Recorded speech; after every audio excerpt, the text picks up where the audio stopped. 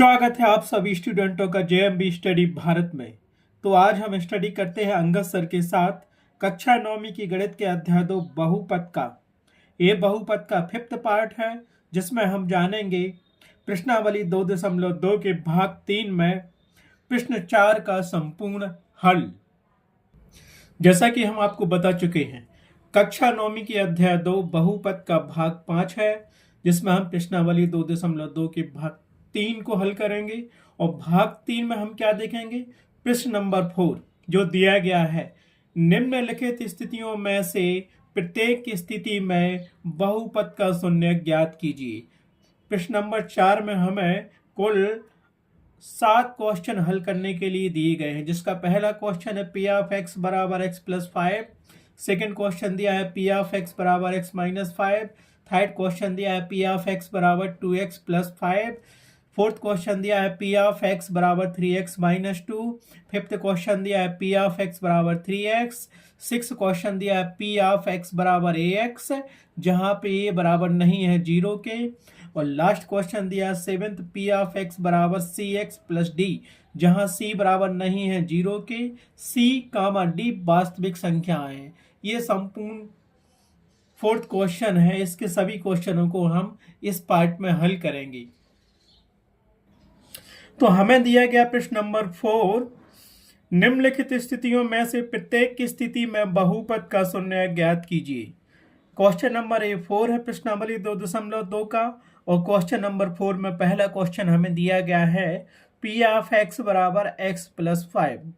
तो हमें क्या ज्ञात करना है, इसका शून्य ज्ञात करना है। और शून्य की शर्त क्या होती है, जो बहुपद दिया गया है उसको 0 के बराबर रख दो और जो वेरिएबल है उसका मान निकाल लो, तो वह शून्यक होगा। शून्यक होगा या नहीं होगा, जो x का मान हम निकालेंगे उस x का मान इस बहुपद में रखेंगे तो उसका मान शून्य आता है, तो बहुपद क्या होगा, वो उसका शून्यक होगा।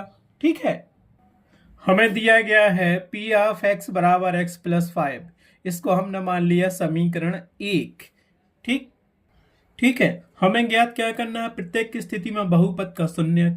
अब शून्यक होने की शर्त क्या होती है, जो बहुपद दिया है जैसे पी ऑफ एक्स बराबर एक्स प्लस 5, तो यहाँ पी ऑफ एक्स बराबर 0 हो जाता है। तो यहाँ पी ऑफ एक्स का मान 0 रखेंगे तो एक्स प्लस 5 बराबर 0 आ जाएगा और एक्स का मान हम ज्ञात कर लेंगे और जो एक्स का मान आएगा वो बहुपद का शून्यक होगा। ठीक है, इस कंडीशन में तो क्या लिखेंगे, हम दिया गया है पी ऑफ एक्स बराबर एक्स प्लस 5, इसको हमने समीकरण 1 मान लिया। और हम जानते हैं कि बहुपद का शून्यक होने की शर्त से क्या जानते हैं, बहुपद का शून्यक ज्ञात करना है तो जो बहुपद दिया है पी ऑफ एक्स बराबर उसका मान 0 रख देते हैं। तो पी ऑफ एक्स समीकरण 1 में 0 रख दो, तो हम क्या लिखेंगे, इसीलिए समीकरण 1 में पी ऑफ एक्स बराबर 0 रखने पर जब 0 रखेंगे पी ऑफ एक्स बराबर, तो एक्स की वैल्यू हम पुट कर लेंगे। इसीलिए हमें क्या मिलेगा, पी ऑफ एक्स का मान यहां रख दो, क्या 0 बराबर, इसको लिख लो एक्स प्लस 5 हो गया समीकरण 1। इसको अच्छे से लिख लेते, ये इस तरफ लिख लेते और इसको इस तरफ ले जाते हैं, तो एक्स प्लस 5 बराबर 0। इसको हम सॉल्व करेंगे तो क्या मिलेगा, x बराबर मिल जाएगा, यहाँ 5 प्लस का है तो उस तरफ जाएगा तो क्या मिलेगा, -5 मिल गया। तो बहुपद का शून्य क्या होगा, -5 होगा। तो उत्तर बराबर आप इसमें क्या लिखोगे,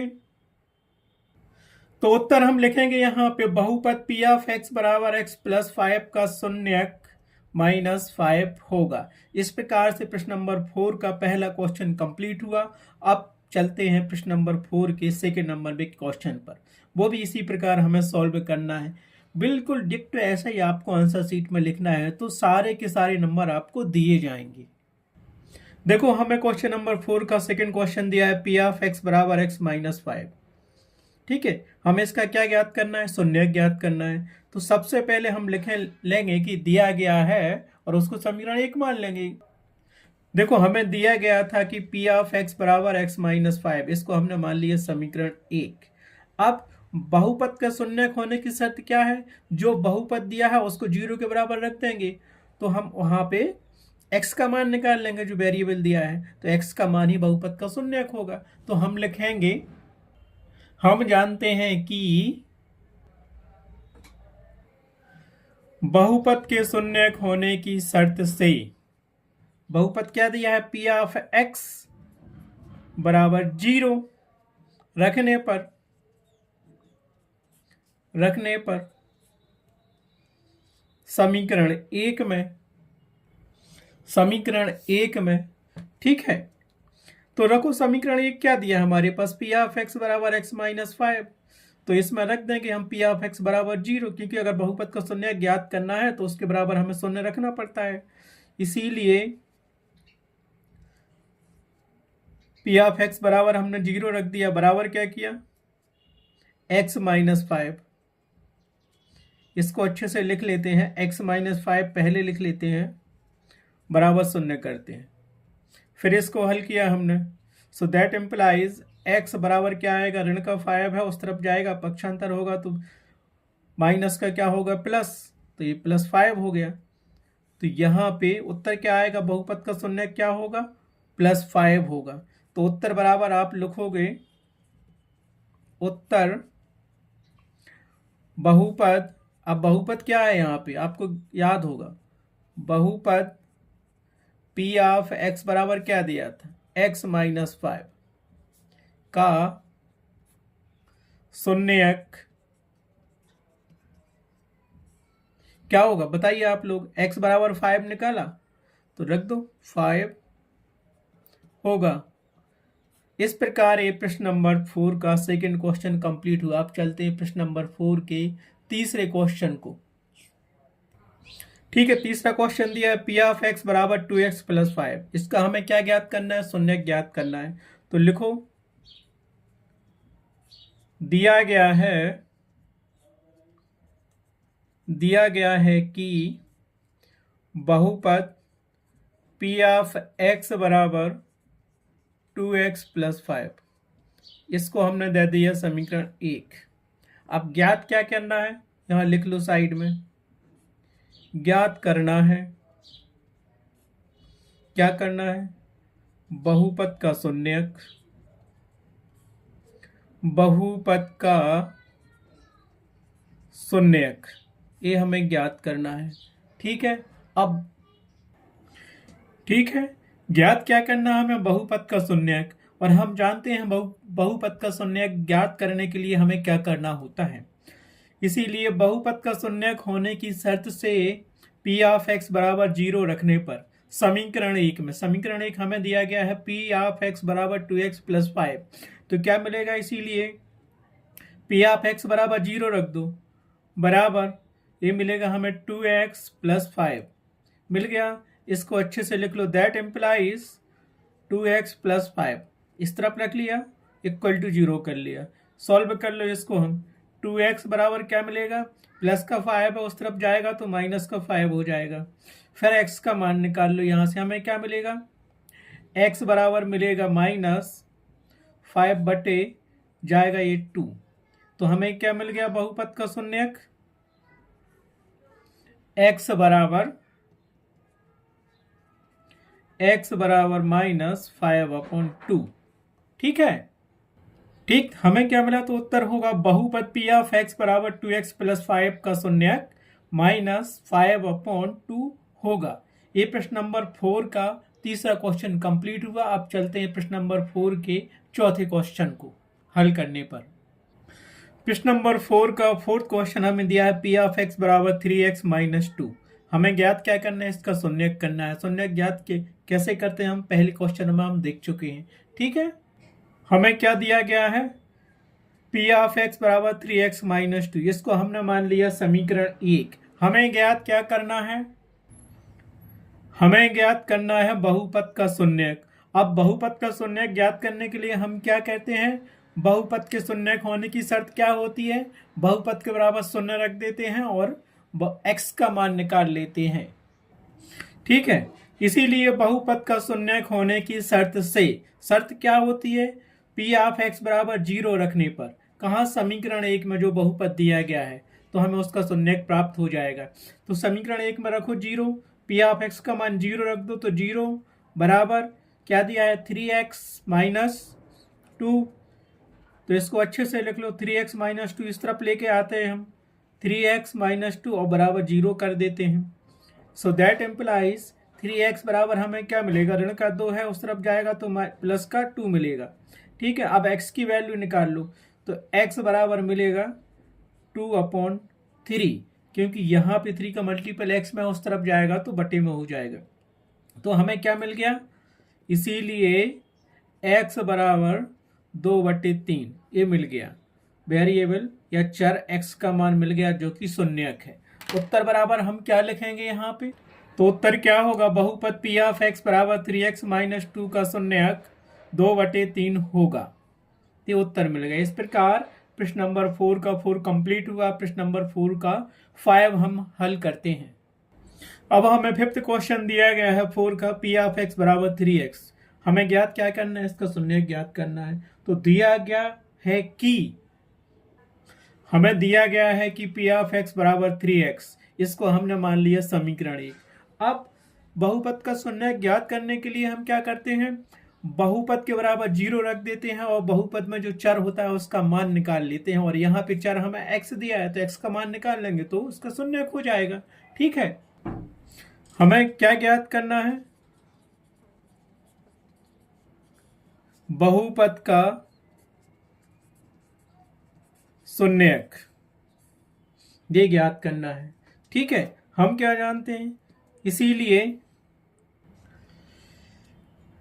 बहुपद का शून्यक होने की शर्त थे, इसीलिए बहुपद का शून्यक होने की शर्त से, शर्त क्या होती है, बहुपद पी ऑफ एक्स बराबर 0 रखने पर। कहाँ रखने पर, समीकरण 1 माना था हमने, वही बहुपद है तो समीकरण 1 में पी ऑफ एक्स बराबर 0 रख दो तो क्या मिलेगा, इसीलिए पी ऑफ एक्स का मान क्या है 0 रख दो, बराबर क्या दिया 3x दिया, लिख लिया। इसे अच्छे से लिख लेते हैं तो 3x को लाते हैं लेफ्ट साइड 3x और राइट साइड ले जाते हैं 0 को।